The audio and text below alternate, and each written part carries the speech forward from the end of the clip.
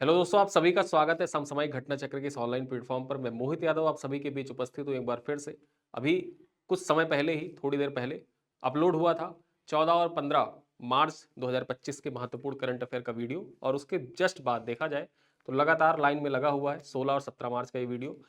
और कल से हम लोग हो जाएंगे रेगुलर। आज ये जो रिमेनिंग करंट अफेयर बचा हुआ था उसको कंप्लीट करते हैं, ताकि महीने के एंड में आपका जो पीडीएफ रहे वो भी कंप्लीट रहे, आपका कंटेंट भी कंप्लीट रहे, और कोई भी महत्वपूर्ण खबर आपकी नजरों के सामने बच के ना जा पाए। ठीक है, यहाँ पर देखा जाए बेसिकली ये होता है न्यूज़पेपर का निचोड़। इसमें हम लोग Dainik Jagran, the Hindu, Indian Express, DD News, PIB, ANI और इनसे इतर भी अन्य महत्वपूर्ण खबरों जैसे द प्रिंट हो गया, नवभारत टाइम्स हो गया, उन सब पर भी चर्चा करते हैं। ठीक है, तो यहाँ पर हम आज देखें प्रीलिम्स के फैक्ट जो आपके परीक्षा के दृष्टिकोण से इंपॉर्टेंट हो सकते हैं उनको कवर किया जाता है, और मेंस का इंपॉर्टेंट डाटा जो होता है उनको भी यहाँ पर कवर किया जाता है। बेसिकली जो भी पॉइंट्स आपके परीक्षा के लिए इंपॉर्टेंट होते हैं वो सब यहाँ पर आपको मिल जाते हैं। इस वीडियो में हम लोग 16 और 17 मार्च की महत्वपूर्ण खबरों पर चर्चा करेंगे।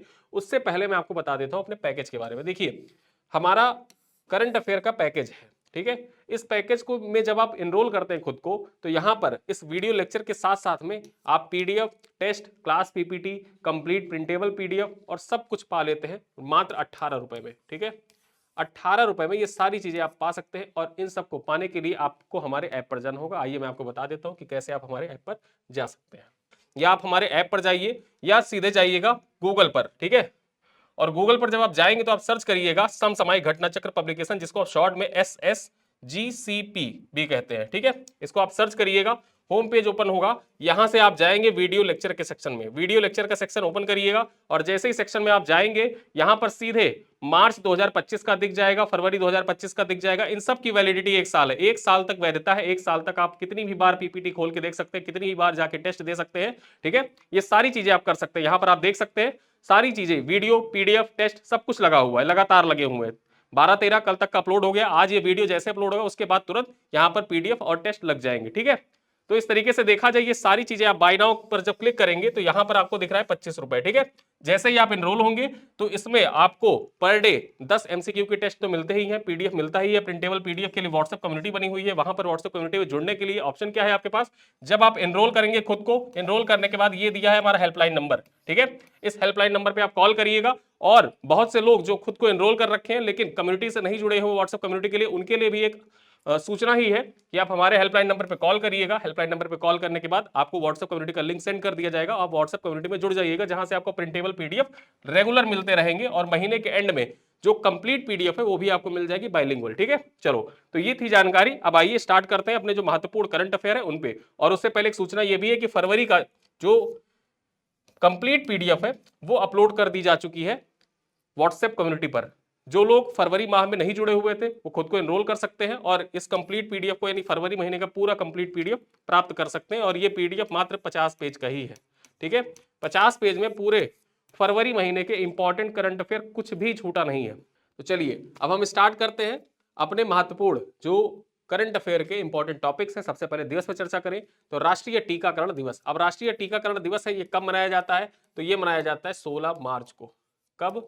16 मार्च को मनाया जाता है राष्ट्रीय टीकाकरण दिवस। अब यहां पर बात करें तो राष्ट्रीय टीकाकरण दिवस जो प्रतिवर्ष 16 मार्च को मनाया जाता है, भारत में सार्वजनिक स्वास्थ्य सेवा और टीकाकरण अभियान के प्रति समर्पण को दर्शाता है। देखा जाए तो भारत में जो हेल्थ इंफ्रास्ट्रक्चर है उसमें देखा जाए जो टीकाकरण है, टीकाकरण अभियान को समर्पित है एक दिवस, और वो दिवस है 16 मार्च का। ठीक है, आगे बात करें, यह दिवस टीकों से रोके जा सकने वाले रोगों को समाप्त करने के लिए किए जा रहे सतत प्रयासों की याद दिलाता है, और सार्वभौमिक टीकाकरण कवरेज सुनिश्चित करने के महत्व को उजागर करता है। ठीक है, यहां पर हम बात करें राष्ट्रीय टीकाकरण दिवस की शुरुआत कब हुई थी, जो राष्ट्रीय टीकाकरण दिवस है इसकी शुरुआत कब हुई थी, तो 16 मार्च 1995 को हुई थी। कब हुई थी, ये डेट आपके परीक्षा के लिए इंपॉर्टेंट है, याद रखिएगा। 16 मार्च 1995 को राष्ट्रीय टीकाकरण दिवस की शुरुआत हुई थी, जिसने भारत के स्वास्थ्य सेवा इतिहास में महत्वपूर्ण मोड़ स्थापित किया। इसी दिन पल्स पोलियो टीकाकरण अभियान की शुरुआत हुई थी। जो पल्स पोलियो टीकाकरण अभियान है इसकी शुरुआत कब हुई थी, 16 मार्च 1995 को। और उसी दिन को सेलिब्रेट करने के लिए, जो पल्स पोलियो टीकाकरण अभियान है उसी दिवस को सेलिब्रेट करने के लिए 16 मार्च को हर साल मनाया जाता है राष्ट्रीय टीकाकरण दिवस। ठीक है, क्यों मनाया जाता है मैंने आपको बता दिया, क्या महत्व है इस दिवस का, ये सारी चीजें मैंने चर्चा करी। अब इसका थीम जान लीजिए, थीम क्या है, वर्ष 2025 के लिए इसका थीम क्या है। थीम है वैक्सीन वर्क फॉर ऑल। इसका थीम है, क्या है? वैक्सीन वर्क फॉर ऑल इसका विषय है, केंद्रीय विषय। इसी केंद्रीय विषय पर 2025 में 16 मार्च को राष्ट्रीय टीकाकरण दिवस मनाया जा रहा है। चलिए खबरों पर चर्चा करें तो भारत और ऑस्ट्रेलिया समुद्री, भूमि और वायु क्षेत्र में अंतर संचालन को बढ़ावा देने पर सहमत हो गए। भारत और ऑस्ट्रेलिया एक दूसरे के, देखा जाए एक दूसरे के लिए जो समुद्र है, भूमि है और वायु है, इन तीनों क्षेत्रों में अंतर संचालन को बढ़ावा देने पर सहमत हो गए हैं। और ये सहमति कब जताई गई, कब व्यक्त की गई? तो नई दिल्ली में आयोजित 9वीं भारत ऑस्ट्रेलिया रक्षा नीति वार्ता के दौरान भारत और ऑस्ट्रेलिया ने 17 मार्च 2025 को, कब? 17 मार्च 2025 को कहां पर? नई दिल्ली में। किस आयोजन पर, मतलब किस ओकेजन पर? तो यहां देखा जाए 9वीं भारत ऑस्ट्रेलिया रक्षा नीति वार्ता के अवसर पर यह सहमति व्यक्त की कि दोनों देश आपस में समुद्री, भूमि और वायु क्षेत्रों में सहयोग और अंतर संचालितता को बढ़ावा देंगे और एक दूसरे के जो डिपेंडेंसी है उस पर और ज्यादा निर्भर करेंगे। इसके अलावा दोनों देशों ने एक दूसरे के क्षेत्रों से तैनाती सहित आदान प्रदान के अलावा समुद्री क्षेत्र जागरूकता, पारस्परिक सूचना साझाकरण, उद्योग और विज्ञान एवं प्रौद्योगिकी सहयोग में सहयोग पर ध्यान केंद्रित करने का भी फैसला किया। यानी एक दूसरे देशों के ऊपर, यानी भारत ऑस्ट्रेलिया के बीच में जो एक दूसरे के क्षेत्रों में तैनाती सहित आदान प्रदान होता है, मतलब जैसे भारत की सेना जो है एक टुकड़ी अगर चाहे तो ऑस्ट्रेलिया में तैनात कर सकती है। ऑस्ट्रेलिया का कोई एसेट्स है भारत में तो ऑस्ट्रेलिया अपनी सेना की एक टुकड़ी भारत में तैनात कर सकती है। इन सब बातों पर भी सहमति बन गई है, ठीक है, भारत और ऑस्ट्रेलिया के बीच में। देखा जाए साथ ही साथ जो समुद्री क्षेत्रों के प्रति जागरूकता है, यानी कि इंडो पैसिफिक के लिए जो जागरूकता है, पारस्परिक सूचना साझाकरण, ठीक, इंडो पैसिफिक में देखा जाए तो पारस्परिक सूचना साझाकरण, उद्योग, विज्ञान और प्रौद्योगिकी क्षेत्र में भी आपसी सहमति बनके रेडी हो चुकी है भारत और ऑस्ट्रेलिया के बीच में, ठीक है। अब यहां देखा जाए तो भारतीय प्रतिनिधिमंडल का नेतृत्व संयुक्त सचिव अमिताभ प्रसाद के द्वारा किया गया। किसके द्वारा? जो भारतीय प्रतिनिधिमंडल था इसका नेतृत्व किसने किया? अमिताभ प्रसाद ने किया। जबकि ऑस्ट्रेलियाई पक्ष का नेतृत्व किसने किया? तो ऑस्ट्रेलियाई पक्ष का जो नेतृत्व है वो रक्षा विभाग के अंतरराष्ट्रीय नीति प्रभाग के प्रथम सहायक सचिव बर्नार्ड फिलिप ने किया। किसने? बर्नार्ड फिलिप ने किया था। ये दोनों नाम याद रखिएगा। अब यहां एक पॉइंट और इंपॉर्टेंट है कि भारत ऑस्ट्रेलिया रक्षा नीति वार्ता का पिछला संस्करण 2023 में आयोजित किया गया था। यानी कि जो पिछला संस्करण हुआ था 8वां संस्करण, इस बार तो 9वां संस्करण था। जो 8वां संस्करण था, 8वां संस्करण कब हुआ था? 8वें संस्करण का आयोजन कब हुआ था? 2023 में हुआ था, ठीक है। चलो अगली खबर पर चर्चा करें तो उत्तर प्रदेश के सभी नगर निगम होंगे सौर शहरों में परिवर्तित। जो सभी नगर निगम है उत्तर प्रदेश में, अब आपको बताना है कि उत्तर प्रदेश में कितने नगर निगम है। उत्तर प्रदेश में कितने नगर निगम है ये आप कमेंट में बताइएगा वर्तमान में। और नवीनतम नगर निगम कौन सा है ये भी आप कमेंट में लिखिएगा। सबसे नया नगर निगम कौन सा बना था उत्तर प्रदेश का? तो उत्तर प्रदेश के जितने नगर निगम हैं उनको सौर शहरों में परिवर्तित कर दिया जाएगा। और ये पॉइंट आपके मेंस जीएस पेपर 6 के लिए बहुत महत्वपूर्ण है। UP PCS mains GS paper 6 के लिए बहुत महत्वपूर्ण है, इसको याद रखिएगा। ये 2024 मेंस के लिए तो इंपॉर्टेंट है ही, 2025 में जो मेंस होगा उस 2025 मेंस के लिए भी ये पॉइंट इंपॉर्टेंट है। यहां पर चर्चा करें, खबर क्या है? उत्तर प्रदेश के मुख्यमंत्री योगी आदित्यनाथ ने घोषणा की है कि स्वच्छ ऊर्जा और सतत शहरी विकास के लिए राज्य की प्रतिबद्धता के अंतर्गत राज्य के सभी नगर निगमों को सौर ऊर्जा शहर में परिवर्तित किया जाएगा। यानी कि देखा जाए सौर ऊर्जा को बढ़ावा देने के उद्देश्य से और नेट जीरो कार्बन का जो लक्ष्य है उसको हासिल करने के उद्देश्य से भी ये आपके परीक्षा के दृष्टिकोण से बहुत महत्वपूर्ण हो जाता है, ठीक है। यहां बात करें, मुख्यमंत्री ने यह घोषणा 13 मार्च को गोरखपुर में आयोजित राष्ट्रीय स्वच्छ वायु कार्यक्रम पर 3 दिवसीय कार्यशाला और राष्ट्रीय सम्मेलन के समापन सत्र के दौरान की थी।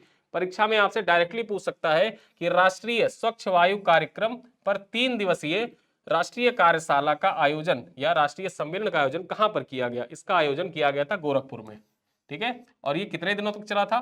3 दिवसीय था, 3 दिनों तक चला था। और यहां पर इसका समापन कब हुआ? 13 मार्च को इसका समापन हुआ था। यानी कि 10 तारीख को शुरू हुआ था, 13 तारीख को यह समाप्त हुआ। और यहीं पर सीएम योगी आदित्यनाथ के द्वारा घोषणा की गई कि उत्तर प्रदेश के सभी नगर निगम जो है उनको सौर शहर के रूप में विकसित किया जाएगा। आगे चर्चा करें, अयोध्या पहले से ही 6000 मेगावाट अक्षय ऊर्जा उत्पादन के साथ राज्य का पहला सौर शहर बन गया। परीक्षा में आपसे पूछ सकता है कि उत्तर प्रदेश में, देखिए प्रेम से पूछेगा तो क्या पूछेगा, उत्तर प्रदेश का पहला सौर शहर कौन सा है? अयोध्या उत्तर प्रदेश का पहला सोलर सिटी है। ठीक है, पहला सोलर सिटी कौन सा है? अयोध्या है। मैं देश की बात नहीं कर रहा हूं, मैं बात कर रहा हूं उत्तर प्रदेश की। आपको बताना है कि भारत का पहला सोलर सिटी कौन सा था। भारत का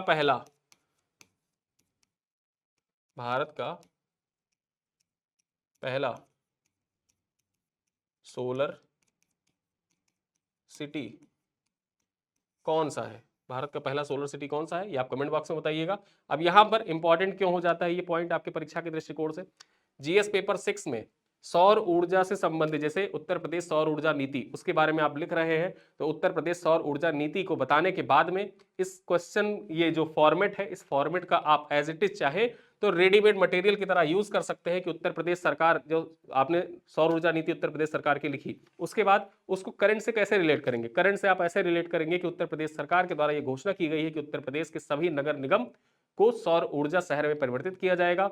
इस दृष्टिकोण से देखा जाए तो अयोध्या उत्तर प्रदेश का 6000 मेगावाट अक्षय ऊर्जा स्रोत के साथ पहला सोलर शहर था। और उसके बाद अगर हम बात करें तो बुंदेलखंड क्षेत्र भी जो सौर ऊर्जा क्षेत्र के रूप में विकसित किया जा रहा है। यहां पर देखा जाए तो अयोध्या की तरह ही बुंदेलखंड में भी 5000 मेगावाट क्षमता की हरित ऊर्जा गलियारा विकसित किया जा रहा है। ठीक है, ये पॉइंट भी आप अपने आंसर में मेंशन कर सकते हैं। और लक्ष्य क्या है बेसिकली देखा जाए तो वर्ष 2070 तक भारत के शून्य कार्बन उत्सर्जन लक्ष्य को प्राप्त करने के लिए राष्ट्रीय से लेकर स्थानीय सभी स्तरों पर सामूहिक प्रयास की आवश्यकता है। यानी कि भारत का जो लक्ष्य है 2070 तक शून्य कार्बन उत्सर्जन का, नेट जीरो कार्बन उत्सर्जन। अब नेट जीरो कार्बन उत्सर्जन का मतलब यह नहीं होता है कि हम कार्बन एकदम उत्सर्जित ही नहीं करेंगे।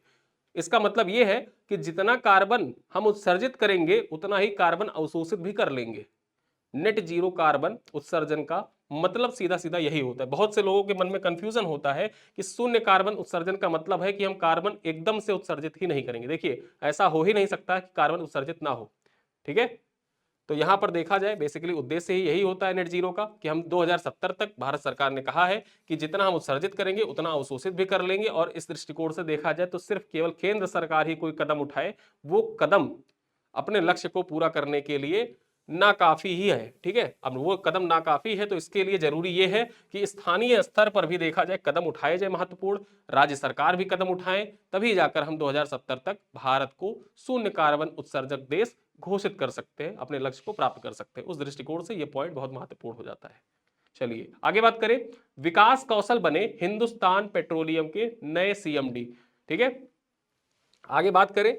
कार्नी इंडिया के कंट्री हेड और मैनेजिंग डायरेक्टर विकास कौशल को हिंदुस्तान पेट्रोलियम कॉर्पोरेशन लिमिटेड के चेयरमैन व प्रबंध निदेशक नियुक्त किया गया है। परीक्षा में के लिए बहुत महत्वपूर्ण है। और ये जो राष्ट्रीय नियुक्तियां होती हैं, राष्ट्रीय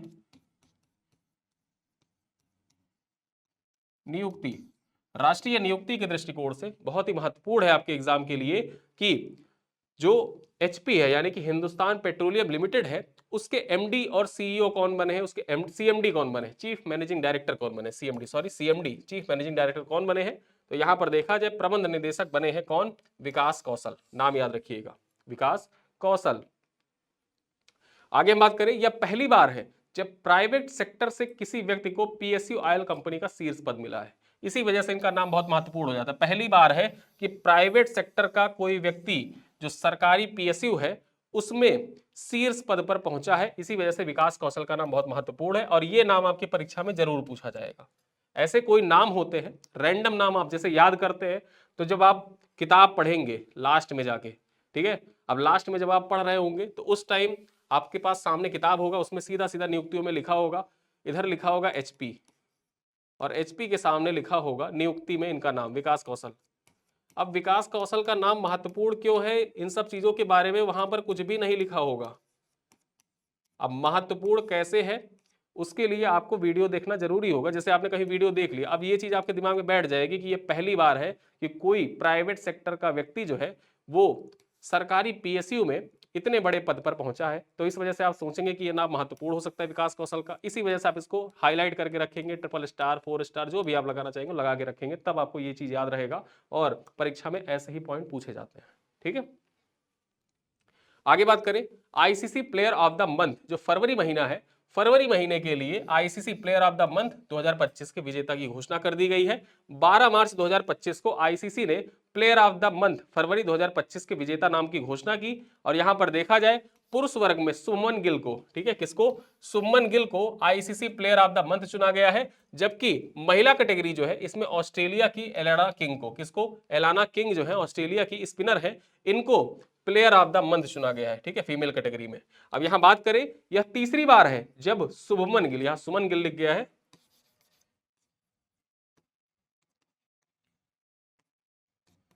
शुभमन गिल होगा, ठीक है, यह तीसरी बार है जब शुभमन गिल को ICC men's player of the month चुना गया है। यह पॉइंट याद रखिएगा, आईसीसी का men's player of the month किसे चुना गया है, फरवरी माह के लिए शुभमन गिल को चुना गया, लगातार 3 बार इनको चुना जा चुका है, ठीक है। अब यही महिला कैटेगरी की बात कर ले तो ऑस्ट्रेलिया की ओर से, ठीक है, ऑस्ट्रेलिया की ओर से लगातार 3 बार से आईसीसी फीमेल जो प्लेयर ऑफ द मंथ है, प्लेयर ऑफ द मंथ, ठीक है, women's player of the month जो चुना जा रहा है वो चुनी गई है एलेना किंग। यानी कि अब तक देखा जाए जो पिछले जनवरी माह के लिए था, दिसंबर माह के लिए था और फरवरी माह, तीनों माह के लिए ऑस्ट्रेलिया की ही महिला खिलाड़ी को चुना गया है। तो इसी कारण से यहाँ लिखा गया है कि ऑस्ट्रेलिया टीम से लगातार तीसरी ICC women's player of the month बनी एलेना किंग, ठीक है, तो ये याद रखिएगा। चलो आगे बात करें, भारत दूसरा सबसे बड़ा हथियार आयातक, सिपरी, सिपरी की रिपोर्ट कहा रहा है, जो सिपरी का रिपोर्ट है, ये सिपरी का रिपोर्ट कह रहा है कि भारत दूसरा सबसे बड़ा हथियार आयातक बन गया है। पहले क्या था, पहले देखा जाए तो शीर्ष हथियार आयातक था, ठीक है, शीर्ष हथियार आयातक था।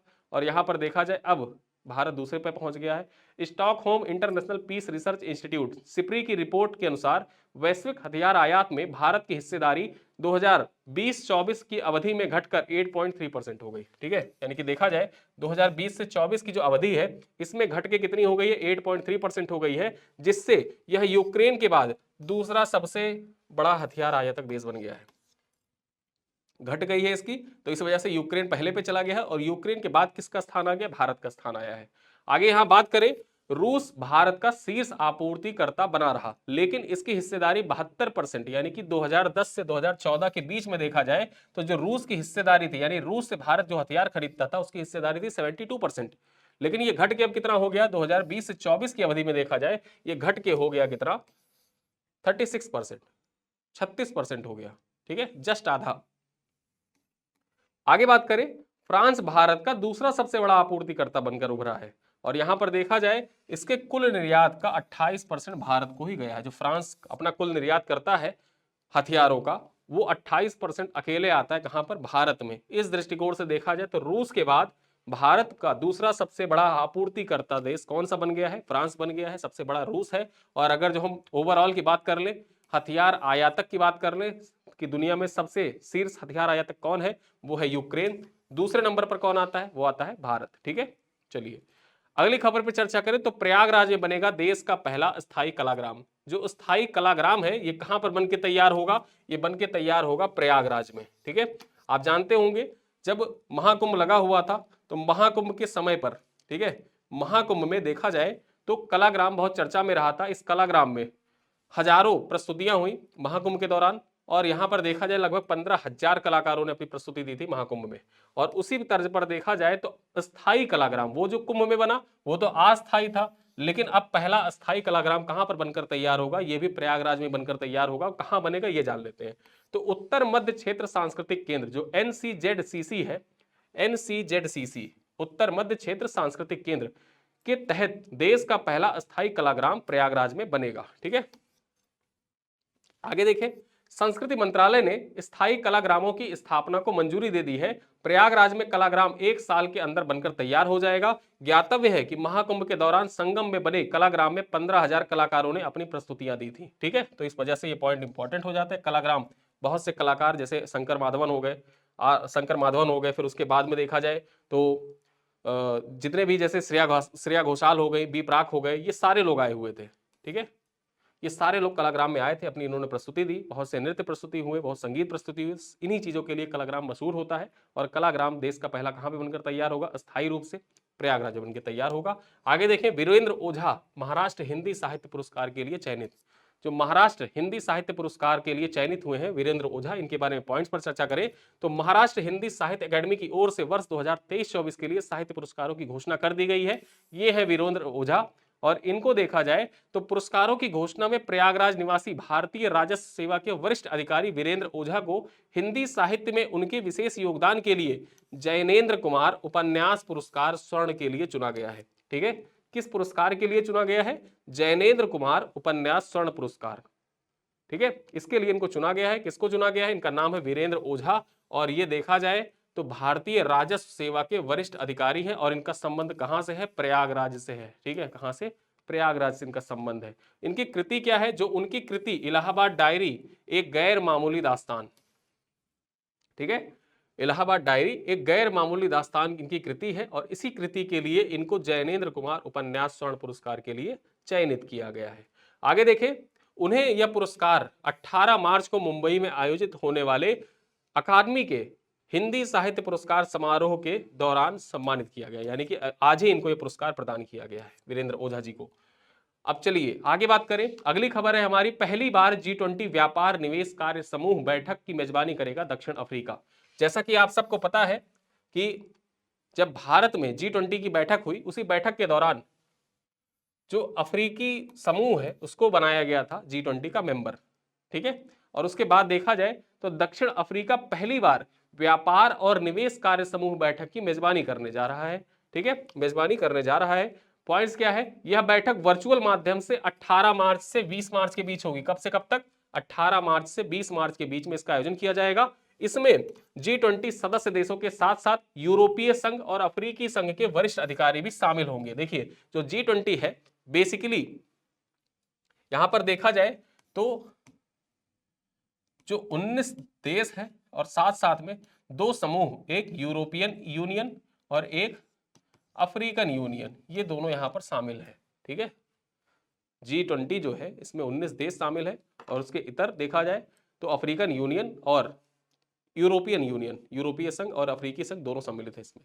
आगे हम बात करें, व्यापार और निवेश कार्य समूह की 4 प्रस्तावित बैठकों में यह पहली बैठक होगी, जिसकी अंतिम बैठक अक्टूबर में होगी। ठीक है, यहां पर देखा जाए बेसिकली 4 बैठक होंगी G20 के अंतर्गत। जो व्यापार समूह है, व्यापार और निवेश कार्य समूह, उसके अंतर्गत 4 बैठकें होंगी। उस 4 बैठकों में देखा जाए तो ये जो बैठक होने जा रही है 18 मार्च से 20 मार्च के बीच में, ये पहली बैठक होगी, और अंतिम बैठक कब होगी? अक्टूबर माह में होगी। पहले सत्र में विश्व व्यापार संगठन, संयुक्त राष्ट्र व्यापार एवं विकास, आर्थिक सहयोग और विकास संगठन तथा अफ्रीकी क्षेत्रीय समुदाय जैसे अंतरराष्ट्रीय संगठन भी इसमें हिस्सा लेंगे। ठीक है, जो पहला सत्र आयोजित होगा 18 से 20 मार्च के बीच में, इसमें जो विश्व के प्रमुख अर्थव्यवस्था या अर्थशास्त्र के क्षेत्र से जुड़े हुए प्रमुख समूह हैं, वो समूह इसमें हिस्सा लेंगे। चलिए आगे बात करें, देवेंद्र फडणवीस को tie Mumbai hall of fame पुरस्कार से सम्मानित किया गया है। ठीक है, tie Mumbai hall of fame पुरस्कार से सम्मानित किया गया है। यहां चर्चा करें तो महाराष्ट्र के मुख्यमंत्री देवेंद्र फडणवीस को इन्फोसिस के संस्थापक नारायण मूर्ति द्वारा tie Mumbai hall of fame पुरस्कार से सम्मानित किया गया है। यह पुरस्कार ढांचागत विकास, निवेश, जल संरक्षण के क्षेत्र में देवेंद्र फडणवीस को उनके उत्कृष्ट योगदान के लिए दिया गया है। टाइकॉन मुंबई 2025 12 मार्च को आधिकारिक रूप से प्रतिष्ठित जियो वर्ल्ड कन्वेंशन सेंटर BKC में शुरू हुआ।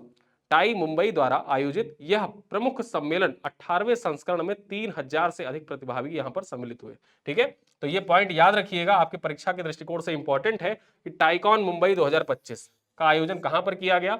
जियो वर्ल्ड कन्वेंशन सेंटर। और ये जियो वर्ल्ड कन्वेंशन सेंटर कहां पर है? मुंबई में है। और इसकी शुरुआत कब हुई टाइकॉन 2025 की?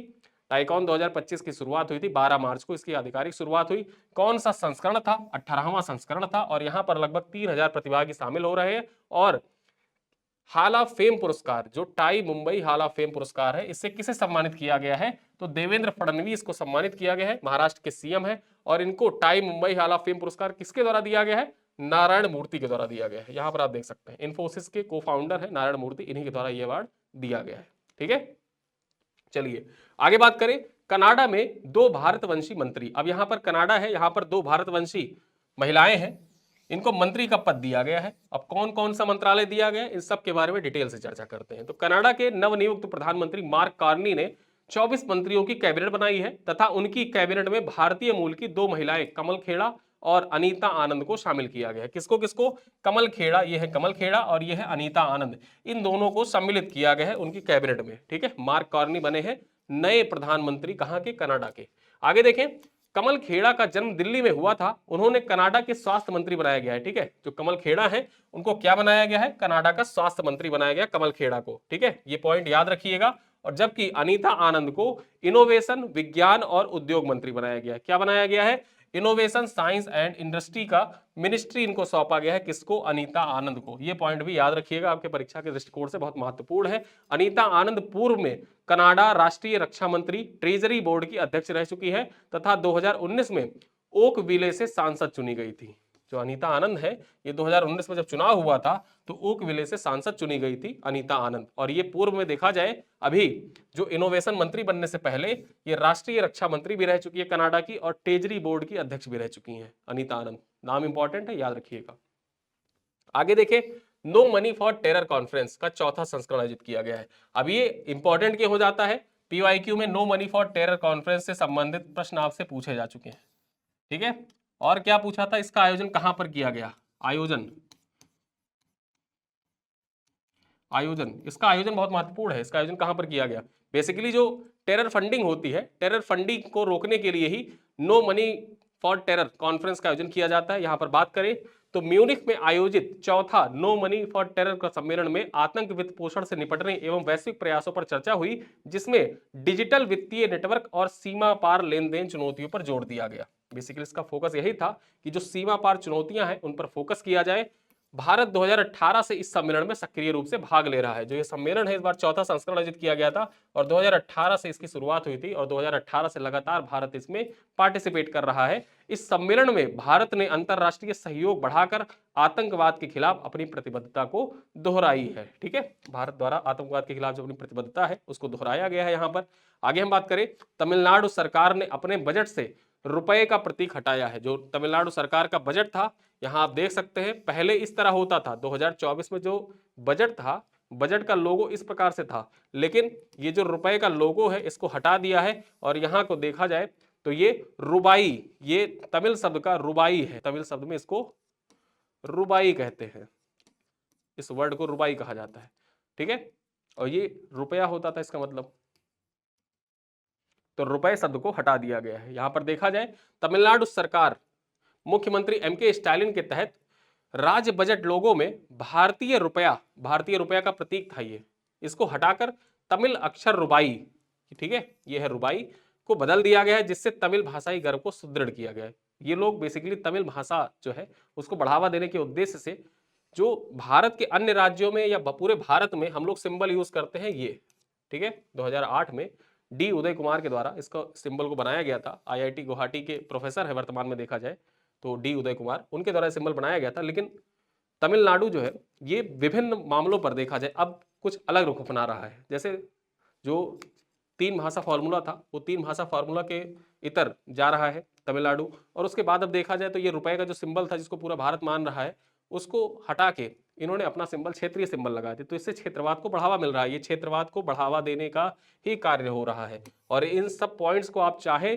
जब क्षेत्रवाद वाला टॉपिक आप लिख रहे हो जीएस पेपर 1 में, उन सब में इन सब पॉइंट्स को मेंशन कर सकते हैं कि तमिलनाडु ऐसा कर रहा है जिससे क्षेत्रवाद को बढ़ावा मिल रहा है। ऐसी मतलब ऐसा करने से जो विभिन्न राज्य है वो भी हो सकता है अपने क्षेत्रवाद को लेकर, अपनी भाषाओं को लेकर और अपने जो सिंबल होते हैं, प्रतीक चिन्ह होते हैं, उनको लेकर ज्यादा ही वो हो जाए, जिससे क्या होगा कि जो सेपरेटिस्ट मूवमेंट है वो भी स्टार्ट हो सकता है। तो ये सारी चीजें ना हो, इस वजह से जरूरी ये है कि ऐसी गतिविधियां ना संचालित की जाए जो कहीं से भी ऐसा दर्शाता हो। और इस चीज के बारे में निर्मला सीतारमण जी ने भी कहा था, ठीक है, कि ये जो अलग प्रेजेंट करने की एक फिराक होती है कि लोग खुद को अलग प्रेजेंट कर रहे हैं, तो ऐसा ना किया जाए। भारत यूनाइट था, यूनाइट है, यूनाइट ही रहेगा, तो उसको हमेशा यूनिटी बना के रखी जाए। तो इस वजह से देखा जाए तो ये आपके परीक्षा के दृष्टिकोण से इंपॉर्टेंट भी हो जाता है कि प्रतीक चिन्ह किस राज्य सरकार के द्वारा हटाया गया है बजट से।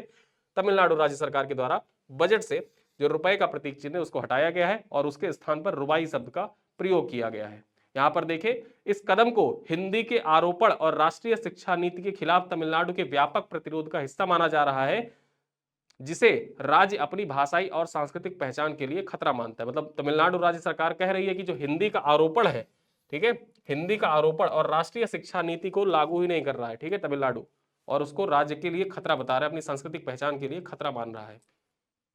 आगे देखें, रुपए के प्रतीक चिन्ह का डिजाइन आईआईटी गुवाहाटी के प्रोफेसर डी उदय कुमार के द्वारा तैयार किया गया था। और खास बात देखिए, जिस तमिलनाडु में डीएमके की सरकार है, उसी डीएमके की सरकार में देखा जाए तो डी उदय कुमार के पिताजी विधायक थे, और विधायक के बेटे डी उदय कुमार के द्वारा ही रुपए का सिंबल तैयार किया गया था, ठीक है, रुपए का सिंबल तैयार किया गया था, और पूरे भारत में इसी रुपए के सिंबल को माना जाता है। चलिए आगे देखते हैं, जल स्थिरता सम्मेलन 2025 के बारे में जान ले तो राष्ट्रीय जल मिशन जल शक्ति मंत्रालय के अंतर्गत जल उपयोग दक्षता ब्यूरो और ऊर्जा और संसाधन संस्थान के सहयोग से जल स्थिरता सम्मेलन 2025 शीर्षक पर एक दिवसीय सम्मेलन का आयोजन किया गया, जिसमें औद्योगिक जल उपयोग दक्षता पर ध्यान केंद्रित किया गया। ठीक है, तो इसका आयोजन किसके द्वारा किया गया था, ये बहुत महत्वपूर्ण हो जाता है। इसका आयोजन राष्ट्रीय जल मिशन जल शक्ति मंत्रालय के अंतर्गत जल उपयोग दक्षता ब्यूरो और ऊर्जा और संसाधन संस्थान के सहयोग से किया गया था इसका आयोजन।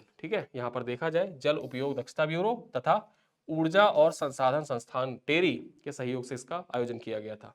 आगे देखिए, केंद्रीय जल शक्ति मंत्री सीआर पाटिल के द्वारा जल स्थिरता सम्मेलन 2025 का उद्घाटन किया गया था। किसके द्वारा किया गया था, जो केंद्रीय मंत्री है, जल शक्ति मंत्री है सीआर पाटिल, उनके द्वारा जल स्थिरता सम्मेलन 2025 का उद्घाटन किया गया था। यह सम्मेलन 12 मार्च 2025 को कहां पर किया गया, इसका आयोजन 12 मार्च 2025 को नई दिल्ली में आयोजित किया गया था। परीक्षा आपसे डायरेक्टली पूछे, जल स्थिरता सम्मेलन 2025 का उद्घाटन कहां पर किया गया, नई दिल्ली में किया गया।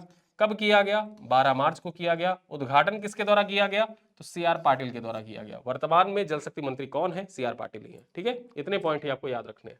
अगला पॉइंट देखें, दिल्ली एयरपोर्ट को एएसक्यू एयरपोर्ट एक्सपीरियंस अवार्ड से सम्मानित किया गया है। ठीक है, यहां पर देखा जाए तो दिल्ली एयरपोर्ट है, इसको एयरपोर्ट एक्सपीरियंस अवार्ड से सम्मानित किया गया है। दिल्ली इंटरनेशनल एयरपोर्ट को एशिया प्रशांत क्षेत्र में 40 मिलियन से अधिक यात्रियों की श्रेणी में सर्वश्रेष्ठ हवाई अड्डे का सम्मान प्रदान किया गया। देखा जाए 40 मिलियन से अधिक यात्रियों की कैटेगरी जो है, उस कैटेगरी में जो दिल्ली इंटरनेशनल एयरपोर्ट है, इसको सर्वश्रेष्ठ हवाई अड्डे का सम्मान प्रदान किया गया है। यह 7वीं बार है जब दिल्ली एयरपोर्ट ने प्रतिष्ठित पुरस्कार जीता है। मतलब अब तक देखा जाए तो लगातार 7 बार यह अवार्ड जीत चुका है। ठीक है, 7वीं बार लगातार दिल्ली एयरपोर्ट ने प्रतिष्ठित पुरस्कार जीता है, जो इसके उत्कृष्ट ग्राहक सेवा और संचालन दक्षता को दर्शाता है।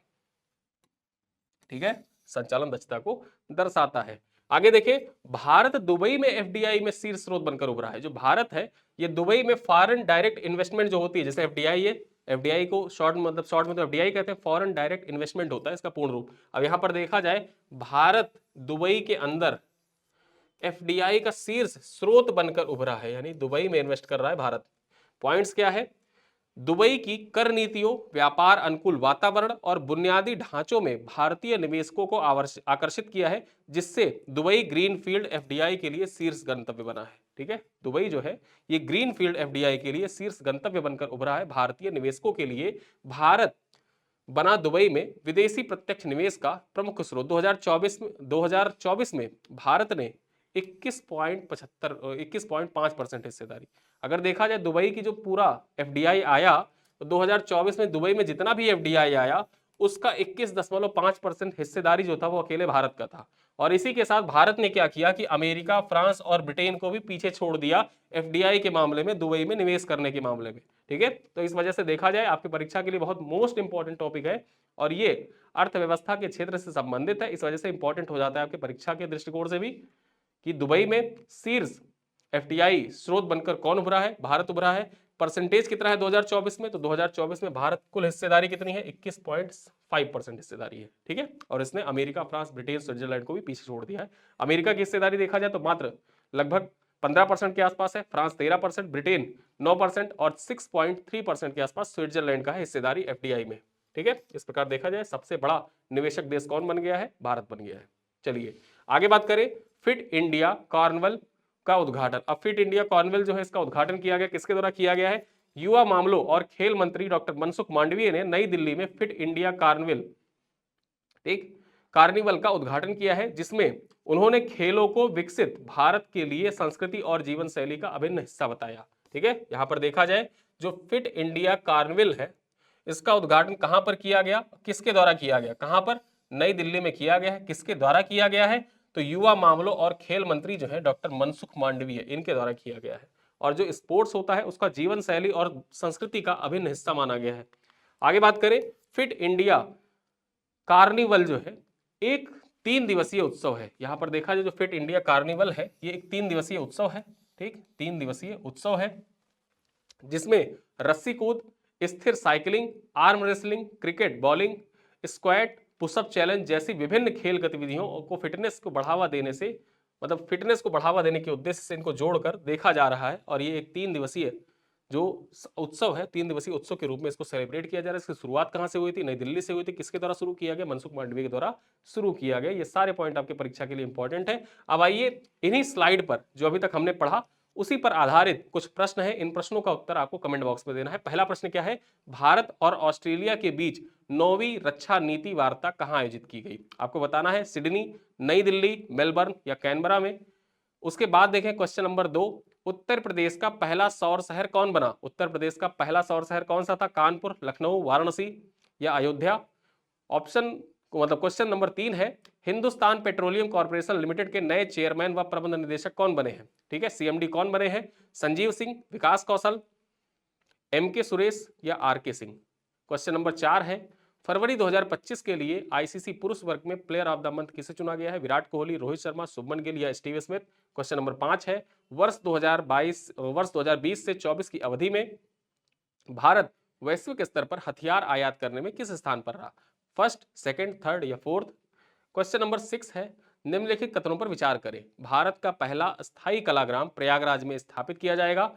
कथन 2 है, यह उत्तर मध्य सांस्कृतिक क्षेत्र केंद्र के तहत बनाया जाएगा और 1 वर्ष में तैयार हो जाएगा। अब यहां पर आपको विकल्प तो बताना है, वो किस प्रकार से है? विकल्प देखिए, दोनों कथन सही है, कथन 2 कथन 1 की सही व्याख्या करता है। बी कह रहा है दोनों कथन सही है लेकिन कथन 2 कथन 1 की सही व्याख्या नहीं करता है। सी कह रहा है दोनों कथन सही है लेकिन कथन 2 गलत है, मतलब कथन 1 सही है, कथन 2 गलत है। और डी कह रहा है कथन 1 गलत है लेकिन कथन 2 सही है। अगला प्रश्न है, निम्नलिखित पर विचार करें। कथन 1 कह रहा है वीरेंद्र ओझा को जैनेन्द्र कुमार उपन्यास पुरस्कार स्वर्ण से सम्मानित किया गया है। कथन 2 कह रहा है उन्हें यह पुरस्कार उनकी कृति इलाहाबाद डायरी एक गैर मामूली दास्तान के लिए प्रदान किया गया है। अब आपको बताना है कौन सा विकल्प सही है। ऑप्शन ए कह रहा है दोनों कथन सही है, कथन 2 कथन 1 की सही व्याख्या करता है। ऑप्शन बी कह रहा है दोनों कथन सही है लेकिन कथन 2 कथन 1 की सही व्याख्या नहीं करता है। ऑप्शन सी कह रहा है दोनों कथन सही है लेकिन कथन 2 गलत है। कथन 1 सही है, कथन 2 गलत है। ऑप्शन डी कह रहा है कथन 1 गलत है लेकिन कथन 2 सही है। क्वेश्चन नंबर 8 क्या कह रहा है? 8 कह रहा है दक्षिण अफ्रीका, यहां पहला कथन देखिए, दक्षिण अफ्रीका पहली बार G20 व्यापार एवं निवेश कार्य समूह की बैठक की मेजबानी करेगा। पहला कथन है। दूसरा कथन है यह बैठक वर्चुअल माध्यम से 25 मार्च से 30 मार्च के बीच, कब से? 25 मार्च से 30 मार्च के बीच आयोजित होगी। अब यहां आपको बताना क्या है, उत्तर देखिए। ऑप्शन ए कह रहा है दोनों कथन सही है और कथन 2 कथन 1 की सही व्याख्या करता है। ऑप्शन बी कह रहा है दोनों कथन सही है लेकिन कथन 2 कथन 1 की सही व्याख्या नहीं करता है। ऑप्शन सी कह रहा है कथन 1 सही है लेकिन कथन 2 गलत है। ऑप्शन डी कह रहा है कथन 1 गलत है लेकिन कथन 2 सही है।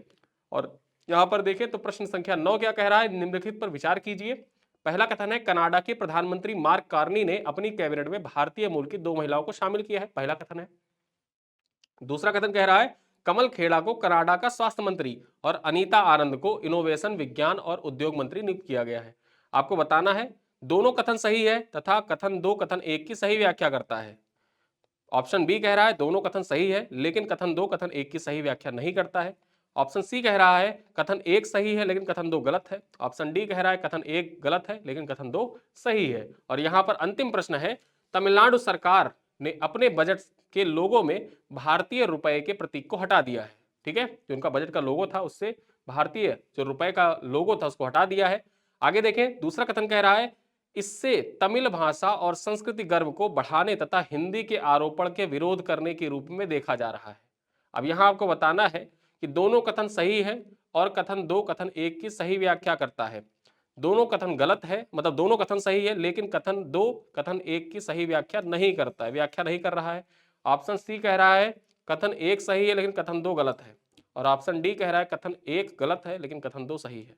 यहां देखिए, अभी तक क्या देख रहे थे आप, अन्य प्रश्न जब तक अभी सॉल्व किया जा रहा था तो उसमें ये हो रहा था कि कथन 1 सही है, कथन दूसरा कथन गलत है। एक कथन सही बता दिया, दूसरा कथन गलत बता दिया, दोनों सही बता दिया, दोनों गलत बता दिया, लेकिन अब आपको व्याख्या भी करवाना है। क्या व्याख्या कर रहा है? और ऐसे प्रश्न, करंट अफेयर वाले जो प्रश्न आए थे यूपी पीसीएस 2024, ठीक है, व्याख्या कर रहा है, व्याख्या नहीं कर रहा है, ये वाले प्रश्न आपने देखे होंगे। करंट अफेयर में ही 5 प्रश्न ऐसे आए थे। जो 5 प्रश्न आए थे करंट अफेयर में, कथन कारण वाले ही आ गए थे। व्याख्या कथन कारण में कि कथन कारण की व्याख्या कर रहा है या कारण कथन की व्याख्या कर रहा है या नहीं कर रहा है, ऐसे प्रश्न आए थे ना आपसे परीक्षा में, आपने देखा होगा। तो इसी वजह से ये सारे प्रश्न यहाँ पर लगाए गए हैं। इन प्रश्नों को आप सॉल्व करिएगा, इसका उत्तर कमेंट बॉक्स में जरूर लिखिएगा। जो स्लाइड आपको पढ़ाई गई है उसी पीपीटी पर आधारित होती है। आप कहते हैं कि सर आप इसका उत्तर दे दिया करिए, हम प्रश्न का उत्तर आपके एवज में छोड़ते हैं कि इसका उत्तर आप देंगे। हमने सारी चीजें, सारा कंटेंट आपके समक्ष प्रस्तुत कर दिया। अब टेस्ट है, उस टेस्ट में तो अटेम्प्ट आपको करना होगा, तो इसी वजह से ये टेस्ट की तरह लिया करिए। बाकी ऐप पर जो भी क्वेश्चन लगते हैं उनके वहां पर बखूबी उत्तर भी दे दिया जाता है, उसका एक्सप्लेनेशन भी दे दिया जाता है, सारी चीजें ऐप पर उपलब्ध होती है। ये प्रश्न इस तरीके से यहाँ पूछे जाते हैं कि ये आप यहाँ भी टेस्ट दे सकते हैं, एक बार आप ऐप पर भी जाके टेस्ट दे सकते हैं। तो वहां पर क्या होगा, जैसे डेली क्या होता है कि 5 क्वेश्चन मैं आपसे पूछता, ऐप पर 10 क्वेश्चन लगे होते, 15 क्वेश्चन आराम से सारी चीजें रिवाइज हो जाती हैं। एक्सप्लेनेशन आप वहां पे पढ़ लेते हैं, यहाँ पर स्लाइड है, स्लाइड की सारी एक्सप्लेनेशन आपने पढ़ रखी है। आज क्या है, प्रश्नों की संख्या यहाँ पर 10 है, क्योंकि आज हम लोग 2 दिन के करंट अफेयर एक वीडियो में कवर कर रहे हैं। ठीक है, तो वीडियो कैसा लगा बताइएगा, अपने दोस्तों के साथ वीडियो को साझा करिएगा। कोई फीडबैक होगा, कोई कमेंट होगा तो जरूर लिखिएगा। मैं आपके व्यक्तिगत कमेंट जो होते हैं उनको पढ़ता रहता हूं। और इसी के साथ वीडियो को मैं यही समाप्त करता हूं। मिलते हैं अगले वीडियो में, कल से हम लोग रेगुलर मिलेंगे, तब तक के लिए धन्यवाद।